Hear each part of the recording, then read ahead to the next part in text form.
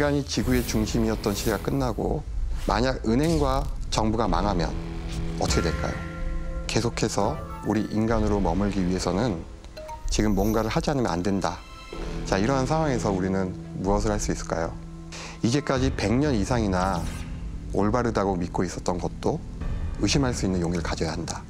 소설은 이미 망해가는 세상에서 죽지도 못하고 살아가는 사람들이 어떻게 살아야 할 것인가. 문학은 새로운 관점을 만드는 것입니다.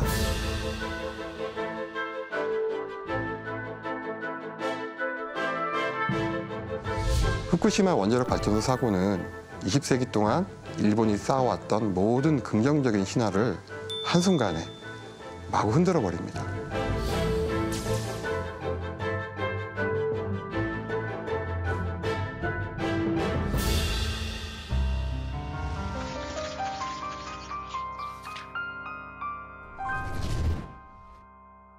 네, 제가 오늘 가지고 온 책은 다하다 요코의 헌등사입니다. 2014년에 발표된 이 소설은 일본의 그것도 그 미래의 이야기입니다.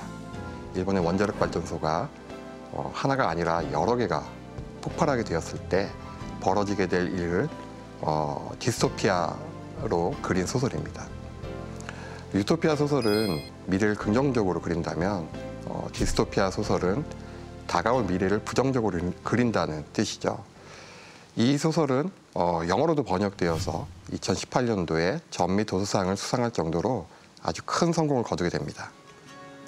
그로 인해 그녀가 최근에 노벨상 후보로 오르내리는데 결정적인 역할을 하게 되는 소설이기도 하죠.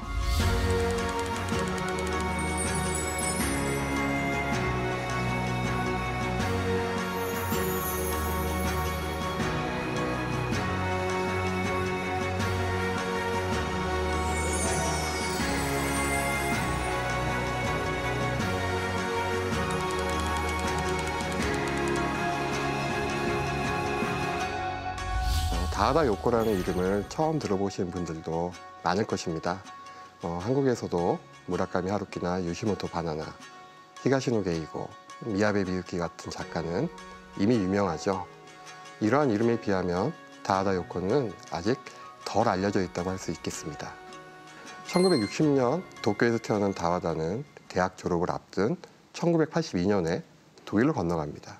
이후에 독일에 거주하면서 독일어와 일본어로 동시에 글을 써서 발표하게 되면서 알려지게 되었습니다. 학계에서는 이렇게 두 가지 언어를 사용하는 작가를 이중언어 작가라고 부릅니다. 그런데 다하다는 스스로를 엑스포니 작가라고 합니다. 엑스포니 해서 모국어의 바깥을 의미하는데요. 사실 오늘날 전 세계에는 여러 가지 사정으로 모국어 바깥에서 살아갈 수밖에 없는 사람들이 많이 있습니다. 특히 독일에서는 동유럽만이 아니라 아랍과 아프리카에서 온 다양한 인종들이 있는데요. 다하다는 자신을 그러한 사람들 중 하나로 규정하고 있는 것이죠. Japanisch zum Beispiel. Japanisch ist ja meine Muttersprache. Also als ich reise von einem Land zum anderen, und es kann auch zwischen zwei Sprachen sein, ich befinde mich in der deutschen Sprache und dann Japanisch ist auf einmal außerhalb von mir. 제가 이 소설을 발견한 것은 2014년에 한국에서 세월호 참사라는 큰 재난이 있은 이후였습니다. 아시다시피 세월호 참사의 희생자 중에는 수학여행을 가던 고등학생들이 상당수 포함되어 있어서 많은 사람들이 충격을 받았습니다. 이 사건의 의미는 물론이지만 과연 사망하신 분들과 유족들에게 도대체 어떠한 말들을 건네야 하는지조차도 알 수가 없어서 매우 힘들었던 시간들이 있었습니다. 그때 한국 문학계에서 일본 문학에서는 과연 이러한 재난을 어떻게 이야기하고 의미화하는가에 대해서 알려달라는 요청이 있었습니다. 일본에서도 2011년 3월에 동일본 대지진이라는 아주 큰 재난이 있었고 정말 많은 사람들이 쓰나미로 죽었으니까요. 그러한 요청을 받고 일본 문학 작품을 찾아보다가 만난 것이 바로 다하다 요코의 헌등사였습니다. 그런데 이 소설은 일단 스토리가 매우 분명하고 재미있었습니다. 단순히 재미만 있는 것이 아니라 문학적 실험을 계속한다는 점에서 문학성도 있었습니다. 저는 이 소설을 번역해야 한다고 생각을 했고 실제로 번역을 하게 되었습니다. 물론 매우 힘들었고 부족한 부분도 여전히 많이 있습니다. 한국에 번역된 것은 2018년인데요. 번역 직후의 반응은 그리 대단하진 않았어요. 그런데 코로나 팬데믹으로 인해서 집에 있는 시간이 늘어나서 그런지 몇 년이 지나고 한두 명씩 책을 읽고 제게 전화를 주시더라고요. 그리고 이제 전화 통화를 통해서 막 재미있다고, 간만에 좋은 소설이었다고 그런 이야기를 전해 주었죠. 사실 어떤 소설은 가독성은 매우 뛰어나지만 쉽게 읽히는 만큼 빨리 잊혀지기도 합니다. 예를 들면 무라카미 하루키 같은 작가의 글이 그렇습니다. 읽을 땐 굉장히 재밌는데 3, 4년이 지나가면 도대체 무슨 얘기였지? 잘 기억이 나지 않아요. 하지만 다하다의 소설은 처음에는 조금 낯설지만 한 번 읽으면 쉽게 잊혀지지 않는 것이 분명한 모양입니다. 특히 기후변화 같은 환경 문제와 코로나 팬데믹 같은 상시적인 재난에 직면해 있는 우리 현대인들이 어떻게 살아야 하는지를 고민할 때 매우 참조가 될 것입니다. 이 이야기의 기본 설정은 근미래 일본에서 큰 원자력 발전소 사고와 자연재해가 연이어 일어나고 이로 인해 동아시아에서 일본이 떨어져 나가고 민영화된 정부에 의해서 외국과의 교류가 일절 차단된다는 것입니다.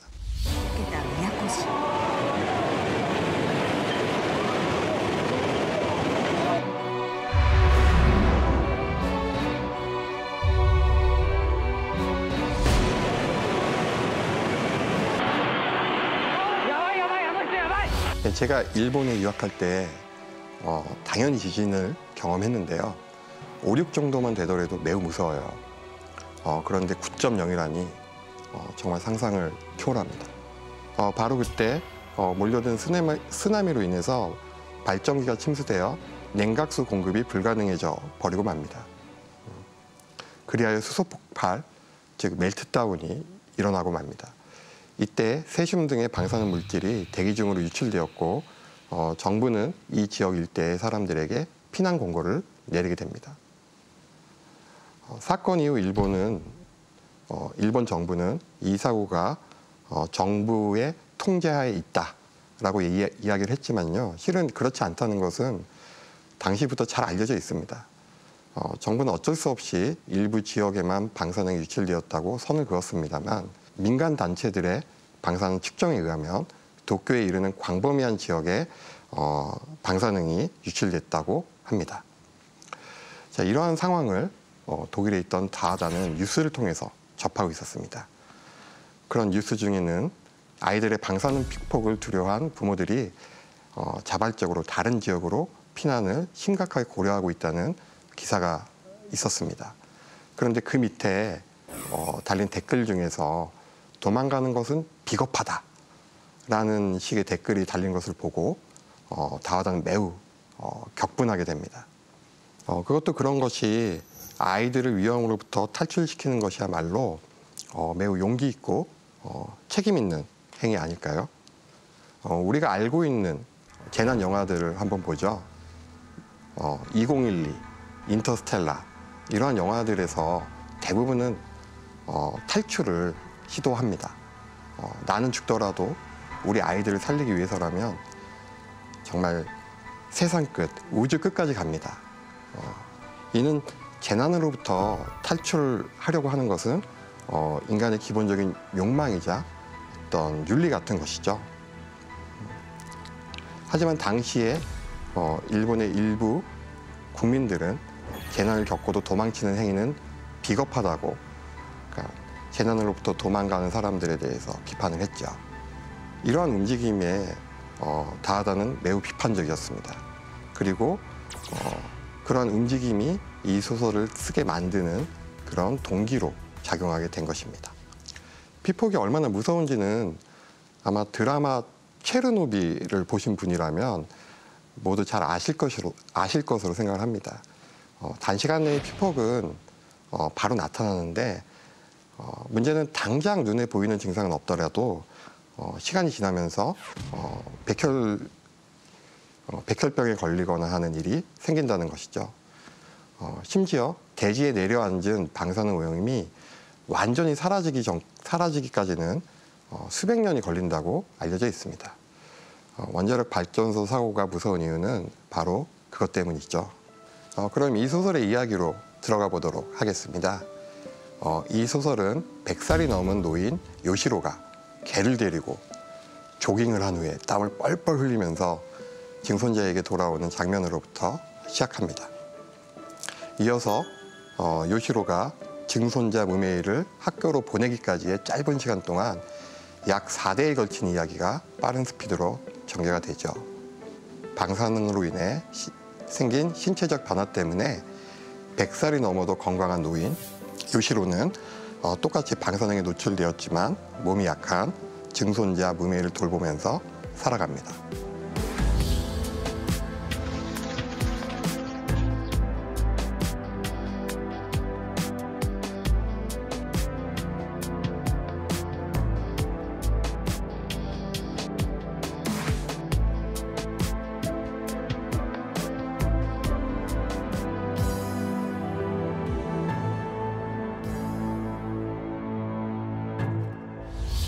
마리카는 버려진 아이들을 키우는 시설을 운영하고 있는데요. 한편으로 그중에 한 아이를 비밀리에 선발해서 외국으로 보내는 일을 도모하기도 합니다. 헌등은 절에 달아 신령과 부처에게 드리는 등을 의미합니다. 거기에 사신을 뜻하는 사자를 붙인 것입니다. 바로 외국으로 보내는 사신을 등을 켠다고 하는 기원과 희망의 의미로 의미한 것이 바로 헌등사라는 말입니다. 이 소설에서 헌등사는 일종의 비밀 결사 단체의 이름이기도 합니다.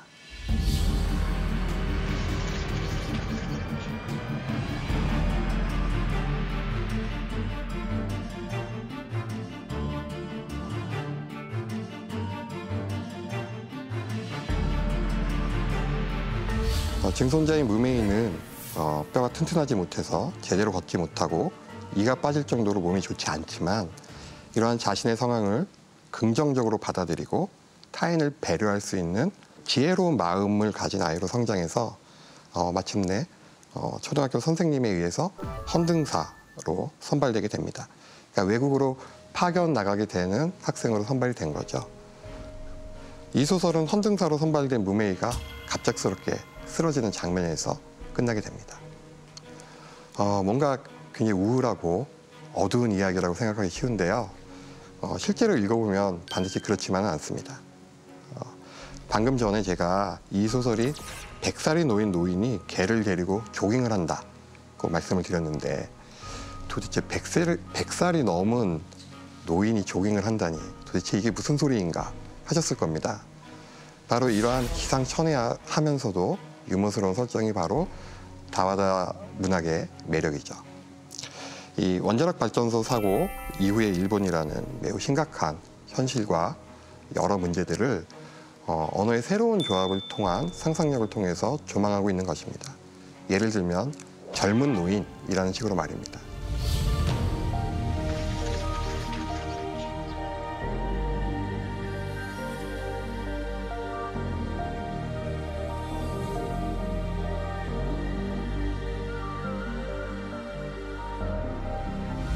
증손자인 무메이를 돌보는 요시로는 비록 자기 자신은 건강하지만 태어날 때부터 약한 증손자를 보면서 매우 슬퍼하면서도 케어를 합니다. 이러한 상황을 헌등사 소설집 안에 있는 또 다른 단편인 불사의 섬에서는 다음과 같이 표현합니다. 젊다고 하는 형용사가 젊음이었다는 시대는 끝나고 젊다고 하면 설 수 없다, 걸을 수 없다, 눈이 보이지 않는다, 먹을 수 없다, 말할 수 없다는 의미가 되고 말았다. 영원의 청춘이 이렇게 고통스러운 것일 거라고는 앞세기까지는 누구도 예상하지 못하고 있었다.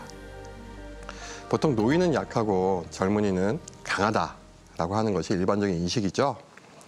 그런데 이 소설에서는 노인은 건강하고 젊은이는 약하게 그려지고 있습니다. 예, 오해를 피하기 위해서 말씀드리자면 이 방사능에 취약한 것은 아이들만이 아니라 면역력이 떨어진 노인들에게도 마찬가지이죠.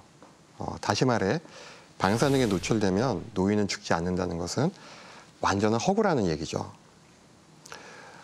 우리의 상식을 정면으로부터 뒤집는 파격적인 설정인데요. 그렇다면 작가는 왜 하필 이러한 설정을 했을까요? 먼저 그 설정의 의미는 동시대적 상황에서 설명할 수 있겠습니다. 한국에서도 최근 의학의 발달로 인해 100세 인생이라는 말이 유행입니다. 대표적인 장수국가로 알려진 일본의 경우에 고령화는 점점 더 심화되고 있습니다. 60세 이상의 인구가 전 인구의 25%에 달하고 있습니다. 요시로처럼 40년대 후반에 태어나서 60년대 대학을 다녔던 세대를 일본에서는 단카이 세대라고 하는데요. 일본의 대표적인 베이비붐 세대입니다. 반면 2000년대 중반부터는 일본의 젊은이들이 점점 취업하기가 힘들어지고 아예 자발적으로 취업을 포기하는 경우도 나타나게 됩니다. 사회에서는 이런 젊은이들의 정신적인 유약함을, 나약함을 비판하는 말들이 이제 굉장히 떠돌아다니기 시작했는데요. 가장 대표적인 말이 사토리 세대라는 말입니다. 사토리라는 말은 도나 이치를 깨달았다, 뭐 이런 뜻인데요. 이것이 한국어로 번역되면서 달관 세대라고 불려지게 되었습니다. 이생망 이런 말들도 여러분 들어보신 적이 있죠. 어차피 이번 생에는 망했다라고 하는 그런 인식입니다. 취업도 안 되니 어차피 이번 생에는 망한 거 아닌가라고 젊은이들이 생각하게 된 거죠. 이런 젊은이들과 달리 정년퇴직하신 분들은 저임금에도 직장에 복귀하는 경우가 적지 않았습니다. 그러니까 2011년 원자력 발전소 사고가 일어나기 이전에 이미 일본에서는 강한 노인과 약한 젊은이라는 그러한 구도가 생기고 있었던 것이죠. 그런데 과연 그러한 사회를 살아가는 노인들은 행복할까요? 젊은이들이 취직을 못하고 있는데 나만 건강하게 오래 살면 행복할까요? 다와다는 그런 질문을 이 소설 안에 포개 놓습니다. 특히 저출산, 고령화가 진행된 일본에서는 민주주의 제도 하에서도 인구 비중이 매우 높은 중장년층, 노년층의 의견이 중시될 수밖에는 없겠죠. 그러나 한 나라의 운명이 노년층의 가치관에 의해서 결정된다는 것은 좋은 점만 있는 것은 아닙니다. 좋은 점은 일단 풍부한 경험을 토대로 해서 정책을 결정하기 때문에 시행착오가 적다라고 할 수 있겠죠.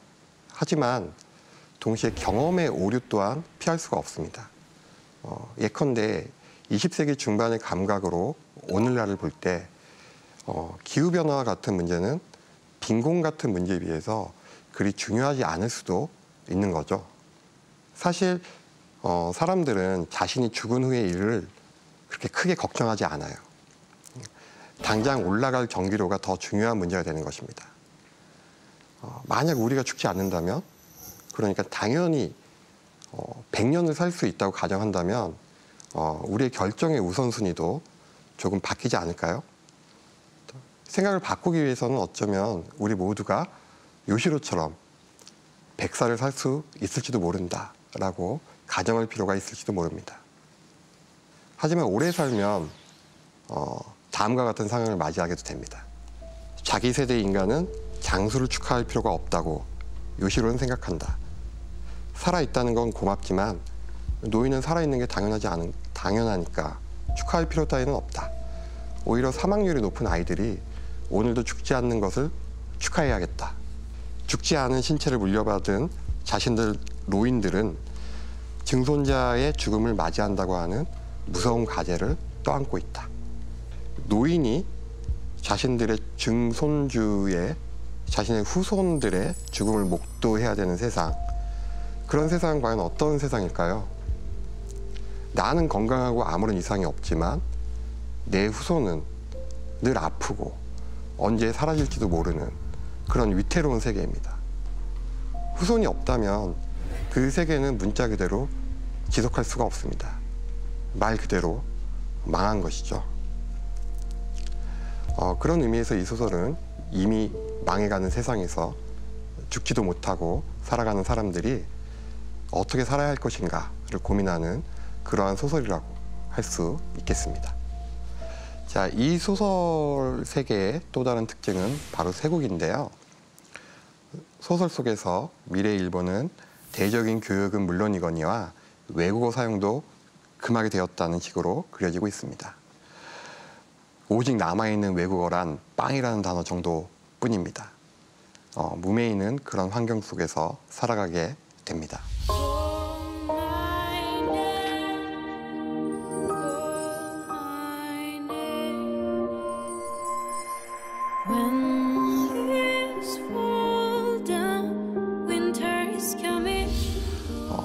현실의 일본과는 매우 다른 설정이죠. 왜냐하면 현대 일본어에는 굉장히 많은 외래어가 혼재되어 있기 때문입니다. 그렇다면 왜 이런 현실과 반대되는 설정을 굳이 했을까요?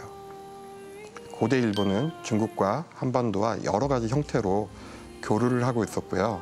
에도 시대에도 일본은 완전히 외국의 빗장을 걸어둔 것은 아니었습니다. 일단 나가사키항을 통해서 네덜란드와 교역을 하고 있었고 조선통신사와의 정례적인 교류도 있었습니다. 물론 20세기 내내 일본이 늘 외국에 열려 있었던 것은 아닙니다. 중일전쟁이 시작된 이후 일본은 서구와 본격적으로 대립하게 되고 이러한 분위기에서 서구의 것을 배척하는 국수주의적 경향이 나타나게 됩니다. 서구의 문학작품보다는 일본의 고전만을 읽도록 강요하는 그러한 시기도 분명히 존재합니다. 사실 일본의 국수주의의 근본이 되는 사상을 국학이라고 하는데요. 창시자인 모토우리 노리나가에 따르면 원래 일본은 굉장히 선량한데 한자와 불교 같은 외래적인 것이 들어옴으로써 인간이 타락했다라고 생각을 합니다.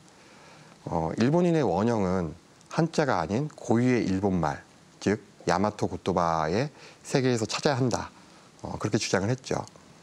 그리고 이러한 사태가 결국 어떠한 결말로 귀결되었는지는 우리 모두가 다 아는 사실입니다. 바로 2차 세계대전의 발발과 일본의 패배죠. 외부에 대한 관심을 차단하고 다른 나라와의 공생 가능성을 포기한 채로 자신만의 세계를 관철시키려는 일본인들의 자아가 팽창하던 시기에 언제나 일본은 위기에 빠졌습니다. 이러한 교훈과 반성 속에서 새롭게 출발한 전후 일본은 외국과의 교류를 활발하게 추진했어요. 1980년대 일본이 세계 제2위의 경제 대국이 된 것은 바로 이렇게 외부에 대한 호기심과 열린 자세 때문은 아니었을까, 저는 그렇게 생각을 합니다. 그런데 21세기 들어 상황이 조금씩 달라집니다. 20세기 동안 외부와의 소통, 특히 유럽과 미국과의 소통에서 우위를 지켜왔던 일본의 지위가 조금씩 흔들리기 시작하게 된 것입니다. 이는 일본인들이 갑작스럽게 뭔가 바뀌었다, 그런 것은 아니고요. 오히려 한국과 중국, 인도 같은 나라들이 적극적으로 외국과 교류하기 시작했기 때문으로 생각합니다. 이른바 지구화라고 일컬어지는 시대가 시작이 된 것이죠. 저는 바로 그 시점인 1999년 가을부터 일본에서 유학생활을 했는데요. 처음 갈 때만 하더라도 꿈도 꾸지 못했던 일들을 목격하고 경험하게 되었습니다. 2002년 월드컵 이후에 드라마 겨울 소나타가 큰 히트를 쳐서 한류가 일어나게 됩니다. 일본의 공중파 방송의 채널을 막 이리저리 돌려보면 좀 거짓말 못해서 거의 하루 종일 한국 드라마를 볼 수 있었던 그러한 시절이 2000년대 중반에 있었습니다. 한국 드라마가 미국 드라마를 대체하기 시작했던 것입니다. 덕분에 저는 아르바이트로 한국어 강사를 할 수가 있게 되었습니다. 많은 사람들한테 저는 윤사마가 저를 먹여 살렸다고 말을 하기도 하죠. 일본의 윤사마 열풍에 미국 언론들도 높은 관심을 나타내고 있습니다. 부인들이 소년 시절의 비틀즈처럼 했습니다. 또 일본에서 미국의 인기 드라마 이알이 5%의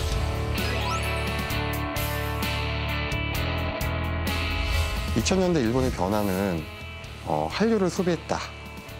그것만으로 끝나지 않습니다.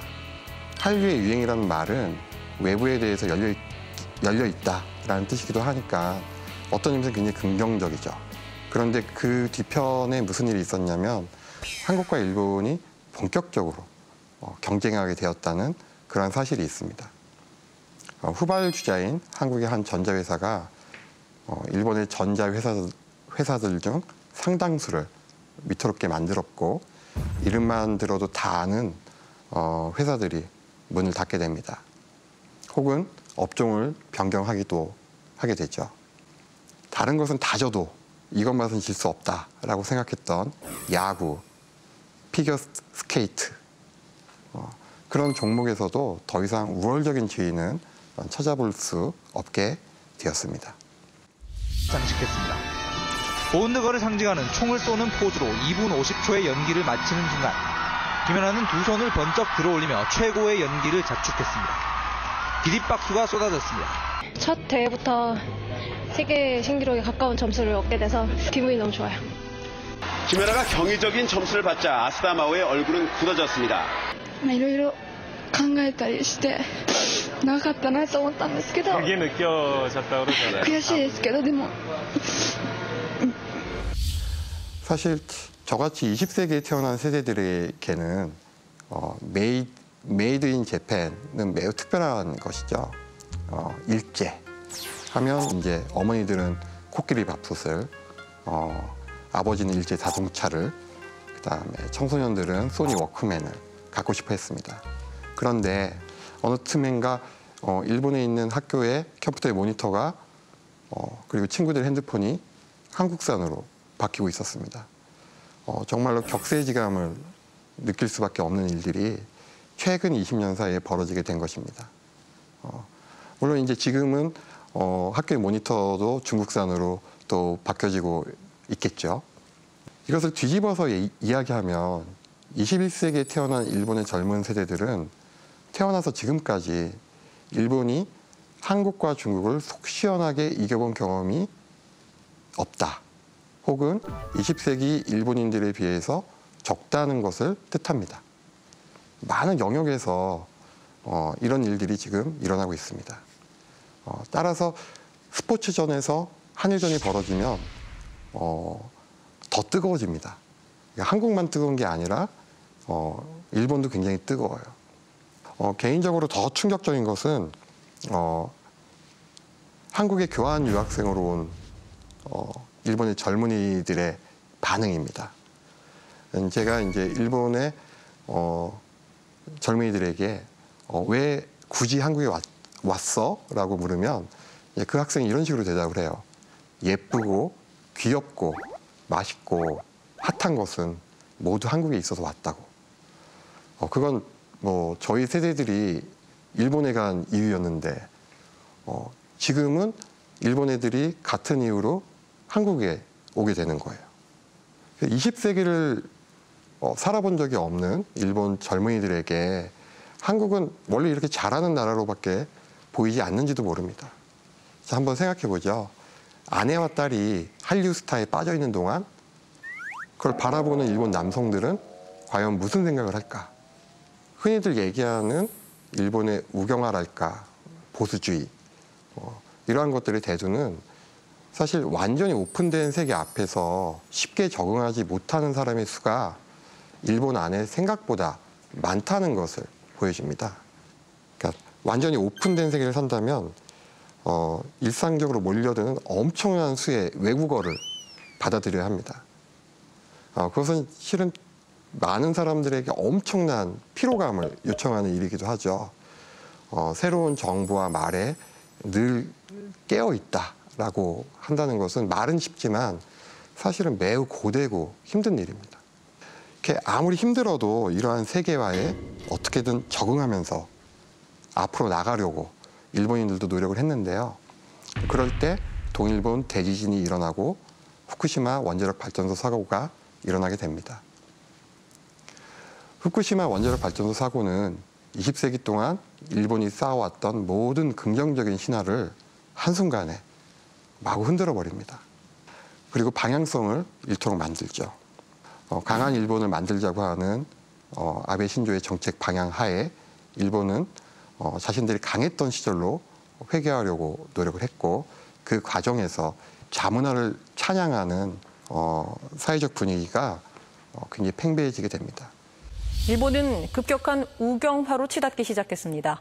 일본 자민당 새 총재에 아베 전 총리가 당선됐습니다. そして日本人がこの日本に生まれたことに幸せを感じる. 소설가 김은은 진짜 강한 사람은 스스로가 강하다고 말하지 않는다고 했죠. 왜냐하면 굳이 말하지 않더라도 다 알고 있기 때문입니다. 20세기에 비하면 21세기 일본인들은 스스로 강하다고 자신들에게 주문처럼 말하지 않으면 안 될 만큼 약해져 있다고 할 수 있습니다. 일본인들은 자기를 보호하기 위한 최선의 길로서 자신을 고립시키는 것을 택했고, 이것이 대표적으로 드러난 것이 바로 팬데믹 속의 일본의 방역 대책이죠.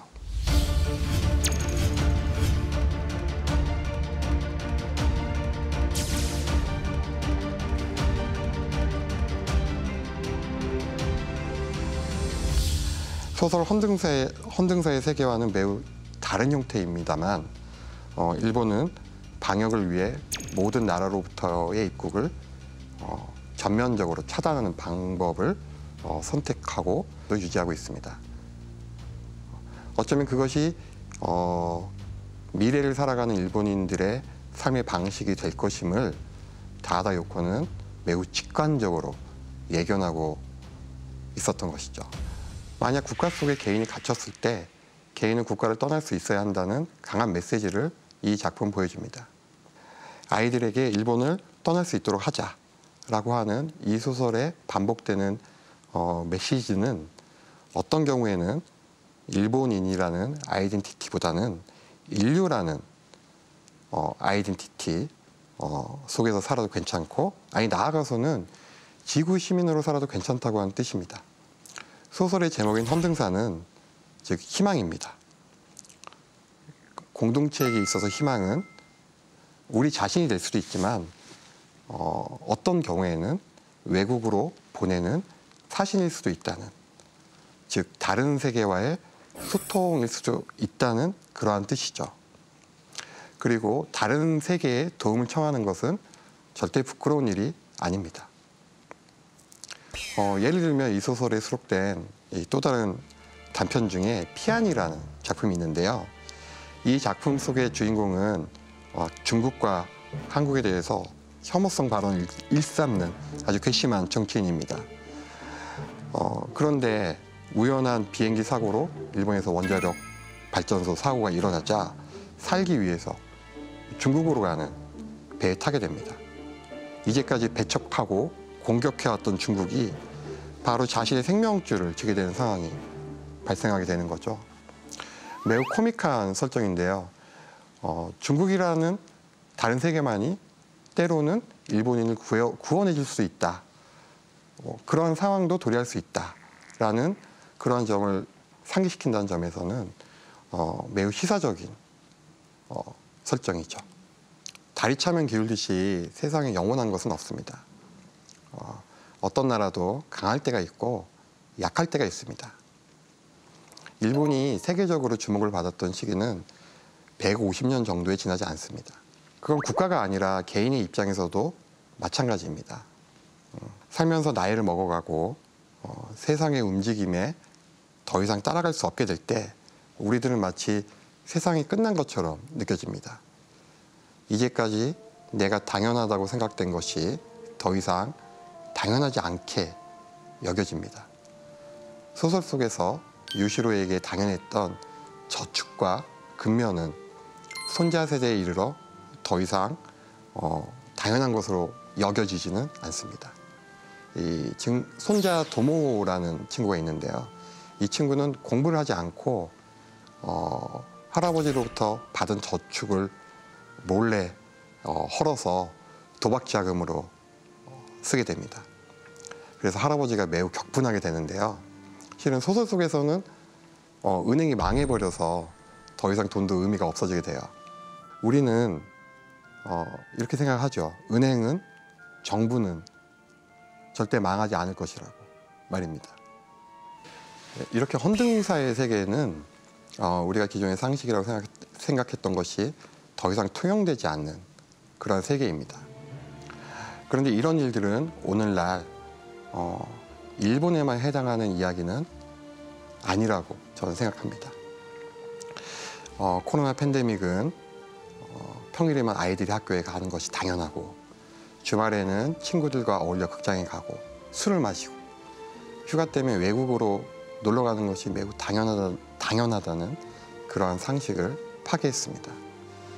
자, 우리가 가장 변하지 않을 것으로 믿는 것이 바로 우리를 둘러싼 자연 환경입니다만, 기후변화로 인해서 이러한 믿음도 깨진 지 이미 오래입니다. 덥지 않은 여름, 춥지 않은 겨울이라는 말이 심심치 않게 들립니다. 이 주기가 더욱 짧아지면 어떻게 될까요? 다우다는 다음과 같이 표현합니다. 8월에 싸락눈이 내리거나 2월에 열풍이 다량의 모래를 싣고 오기도 했다. 여름에 비가 3개월이나 내리지 않아 풍경이 갈색으로 변하거나 갑자기 열대저기압에 의한 호우가 내려 지하철역 군해가 침수된다. 그러니까 계절이 종잡을 수 없게 되는 거죠. 이러한 자연의 변화는 이제까지의 경제적 구도를 바꿀 가능성도 있다고 타와다는 봅니다. 일본에는 4개의 섬이 있는데요. 이제까지 일본에서 가장 경제적으로 풍요로운 곳이 가운데 있는 가장 큰 섬인 혼슈였다면, 이 소설에서는 혼슈는 시코쿠, 오키나와, 홋카이도의 농업 생산에 의존하게 되었다고 말합니다. 특히 일본의 경제적, 문화적 중심지였던 도쿄는 완전히 폐허가 되고, 그 주변은 수많은 가설주택이 들어서는 슬램으로 변모합니다. 이처럼 이제까지 우리가 중심이라고 생각해왔던 것이 주변이 되고, 우리가 주변이라고 생각했던 것이 경제적, 정치적으로 힘을 얻게 되는 것이죠. 소설이니까 뭐든지 가능하죠 라고 쉽게 말할 수 있겠죠. 그런데 실은 이러한 변동은 20세기에서 21세기로 바뀌던 이른바 세기 전환기의 많은 학자들에 의해서 지적된 일이기도 합니다. 이를 인류세라고 합니다. 인류세의 개념을 창시한 크레처는 인간이 산업혁명을 해서 탄소가 배출될 시기를 인류세의 기점으로 잡았고요. 다른 과학자들은 최초의 핵실험이 성공한 1945년을 그 기점으로 잡았습니다. 둘의 어떤 시점의 차이는 있지만 인간의 과학기술의 진화와 이로 인한 지구 환경의 변화로 인해 많은 동식물들이 멸종의 위기에 처했다라는 것은 양자가 똑같이 생각을 합니다.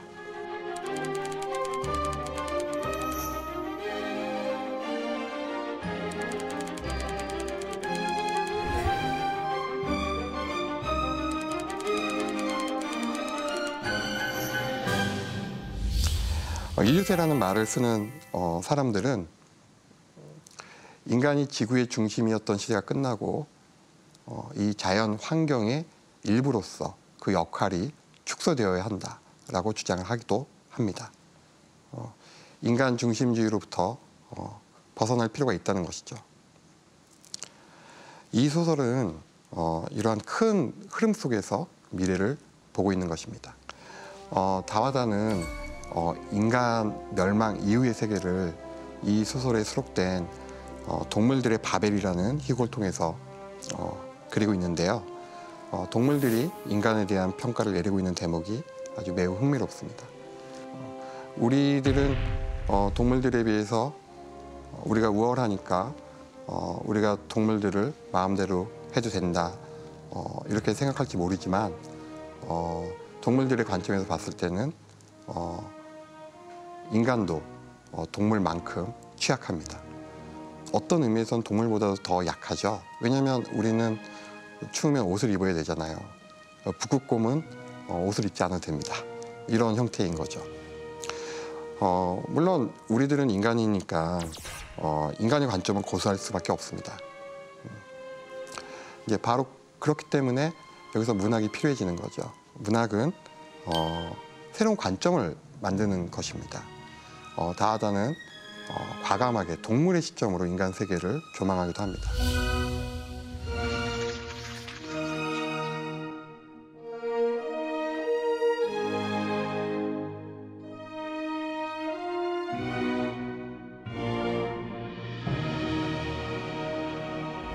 흥미로운 것은 모든 동물들이 인간을 싫어하지는 않는다는 점입니다.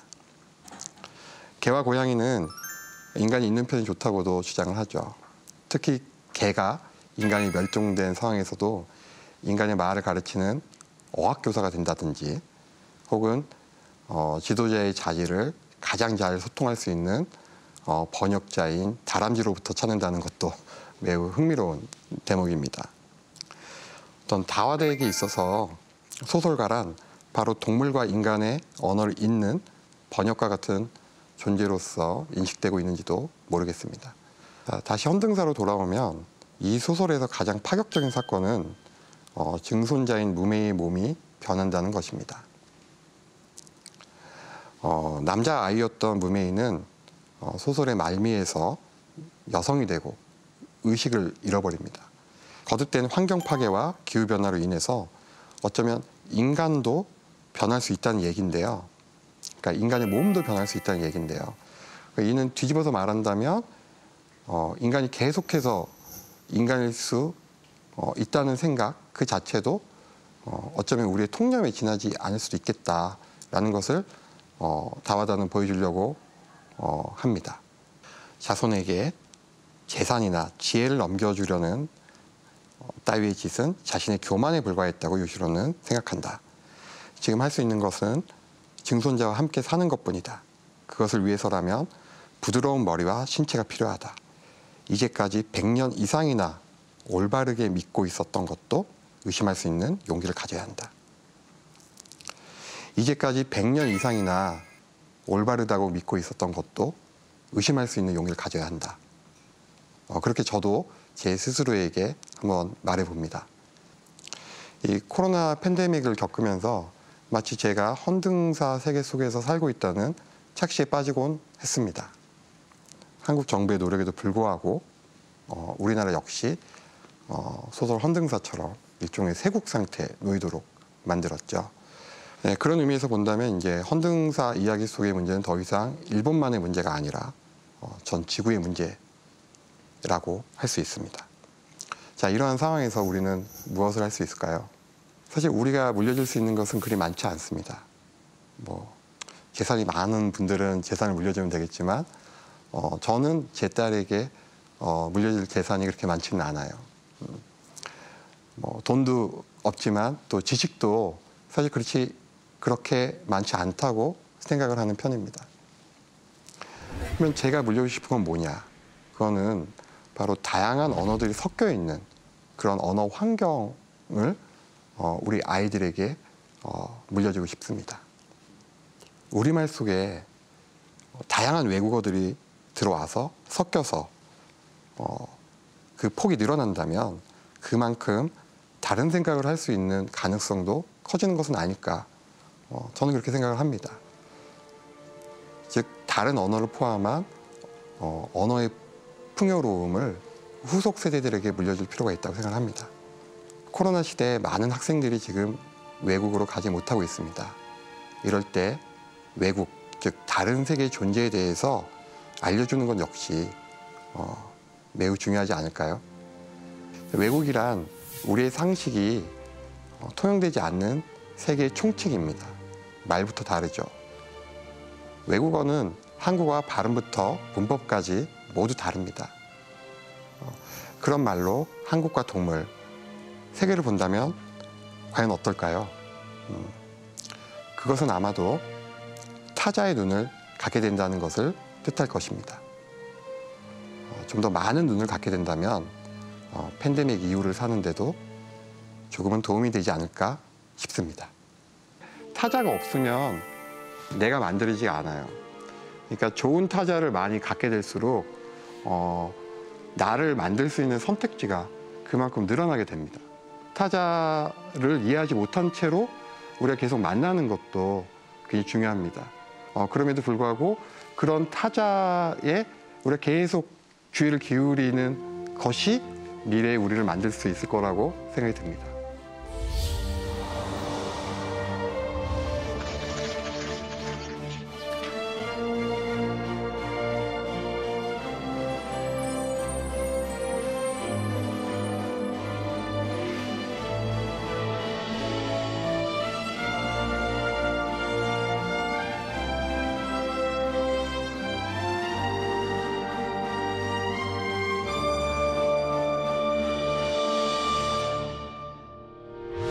의견 있는 경제 채널 SBS 비즈.